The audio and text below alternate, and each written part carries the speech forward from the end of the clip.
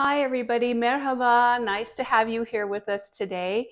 We're going to be making a really great dish. It's a favorite of our families for many generations, and it's really common in Turkey, but it's something that's a little bit different for Americans. We have chili, we have other kinds of bean dishes that are very spicy. This one is a little more subtle, but it's so great because you can feed a lot of people with it.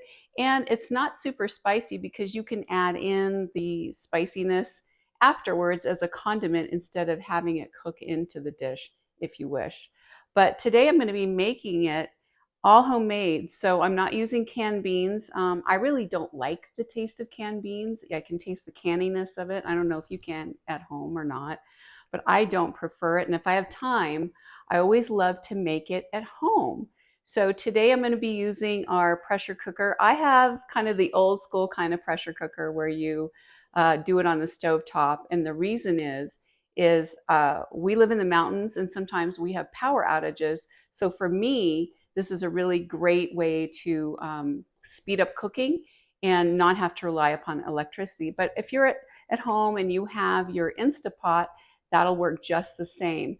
So I'm going to be showing you how to do the no soak method of the white. I'm using Great Northern beans. And so I have 2 cups. They're just loose beans. I went through all of them and picked out all the little ones, the misformed ones, the discolored ones. And so go ahead and just put this in to your pot. And then I'm going to get enough water to fill up to just below the line here. There's a line in my pot. And if you have an instant pot, it probably has a line of maximum of what you can hold. So just go a little under that. I like to not fill it up too much because it can bubble and you don't want it to foam over and cause a problem with your pressure cooking. So I'm going to do this a couple of times here and fill it up. It's going to be pretty easy once we put it in there and get it going. Now, I don't know if you guys have ever tried cooking the non-soak method. It works so good. The beans turn out really nice. They have a great texture. Maybe a tiny bit more. And they have a great texture and the flavor is out of this world. It's so much better than canned. I highly suggest you try it at least once, if not all the time. I know sometimes time is a factor because it does take a little bit of time to cook this prior to incorporating it. Now I'm going to put a little splash. Oh, I didn't even open this yet. A little splash of, I have sunflower oil, but really any kind of oil will do. And that's to keep it from foaming over. So we're going to do that. And then I'm going to take my lid. This is where if you have an Instant Pot, you do your Instant Pot thing of getting it all sealed up. And this is really old school, right? Here's my well-worn, well-used pressure cooker. And now we're going to take this, put it on the stove top, bring it to a boil, and then turn down the heat. And it's going to rock steadily. And we're going to cook it for about 40 minutes where I'm located, which is about 6,000 feet up. So for us, I think we have to cook a little bit longer than if you were at a sea level or a normal elevation. So, okay, so we're going to take this, put it on the stove top, and bring it to a boil, turn it down, and cook it for 40 minutes.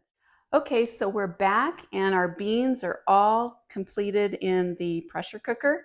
And I cooked them for about 30 minutes actually instead of 40 because I wanted them to stay together as much as possible. And since I cooled the pan down very quickly so I could depressurize and show you what we need to do, they blow out a little bit. If you let it decompress a little bit slower, then they don't do that. But it's okay. It's not going to make a huge difference here. But for right now, we're going to go ahead and do the rest of the recipe, which is going to be the kuru fasulye, which is dry beans. And let's get started with that. I'm going to go ahead and put some boiled water. It's very hot, and I don't want to put anything cold in here because it can make the beans get a little crunchy. So that's why we're using boiled water. And I'm going to put in, oops, I'm pouring it everywhere. I'm going to pour in just enough to cover it for now. And then earlier, actually about a week ago or so, I had browned some hamburger and put some onion in it. So I already had this. I had it in the freezer. As you can see, it's in my Tupperware. So I'm going to put that in there. It's about a pound. If you like more meat or less meat, that's kind of up to you. So I'm going to put that all in there. Gives a really great flavor. Stir that in a little. And then we're going to put in, I like to put in garlic. Not everybody puts in garlic, so I like to put in garlic. It makes it taste extra good. And then we have some of the tomato paste. I like to use the Turkish tomato paste because it's sweeter, it's more delicious, and I just like it a whole lot. And it comes in a big jar, so with the amount of tomato paste I use, it makes it a lot easier. So here we go. And then here's a little addition that I'm not sure everybody adds in turkey, but I think it adds a lot of flavor. And I like to use better than bouillon. I suppose you could use Knorr or anything like that. It's chicken flavored, but just a healthy tablespoon of it. I put that in there and it adds so much flavor. I couldn't believe it. One day I just did that just out of curiosity, and it really made all the difference in the world. So right now I'm just stirring it to see, did I put enough water in it? Because I don't want it to be too watery and I don't want it to be too gloppy. So it's kind of eyeballing it at this point. You have to do it by trial and error and see what you like. So I think this is about right. And I'm going to show you the kind of the consistency I'm looking for. Okay. All right, I think this is about right here. And we don't want to make it a dark red color because this is not an Italian sauce. It just gives it a really nice, pleasant, kind of orangish, reddish color, which is real pretty when you put it in a bowl. And let me show you what it's like here. It's just enough to cover. And you can't really see the beans floating around or anything like that. So it's just enough to cover it. And you can always add a little bit more as you're cooking if you feel like it's a little too thick or whatever. It's always easier to add more than trying to take out water because you really can't do that. So right now what I'm going to do is I'm going to put this on the stove and then cook it for 15 minutes just to let all the flavors meld together, because really everything in here is cooked. So you're just getting all of the flavors together and getting it heated back up to where it's really quite warm again. So let's do that, and then we'll return in 15 minutes and we'll serve. Okay, so we're back after letting it cook for 20 minutes and we're ready to serve it up and plate it up. I'm so excited because this stuff is always delicious. You cannot go wrong with this. Now, today, unfortunately, we ate up all of our pepperoncinis, so we have none to serve with it. But usually you'll serve like a hot pepperoni, something like that. But today we're going to be serving it with a little bit of the hot pepper flakes, which is delicious as well. If you like it spicy, if you don't have to put it on there. It's very adjustable to however you like it.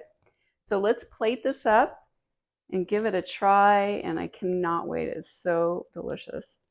Okay. Here we go. Hopefully, okay. Let me wipe this off here. And then I'm going to give a little drizzle of olive oil on top because I like the additional flavor it gives you. Not a lot, just a little, and it looks pretty too, don't you think? And look at all the lovely beans, a little bit of meat, and see that really kind of signature, kind of orangey red color that you get with the tomato paste in here. It's not red like Italian sauce, so you got to make sure you don't do that. So let's put a tiny bit of the pepper flakes on top. Here we go. And then I'm going to give this a taste, and it is scalding hot, so I got to blow on it for a second here. Okay, look at that. What a beautiful, it's kind of like a soup, but not, but what I like to do is serve it with rice. Now I make a really great Turkish rice that we're going to be doing in our next video that will link to this video as well. So you can make both of them together. And it's just such a complete meal. You feel totally satisfied and totally full, and the flavors are absolutely scrumptious. But today, right now, I don't have the rice, but we're going to try it plain. Okay, here we go.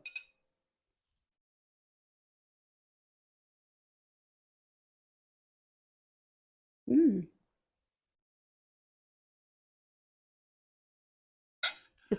It's just got the perfect blend of flavors. The beans are nice and creamy tasting.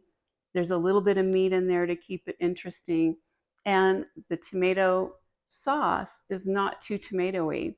So you've got a perfect balanced blend of all the different flavors. And I think that anyone will enjoy it, whether you're a little toddler on up to grandma and grandpa. So everyone will love it. And you can customize it every way, any way you want. But I want to thank you, Teşekkürler, for joining us today. Hoşça kalın. And please remember to subscribe to Inci Cooks Turkish.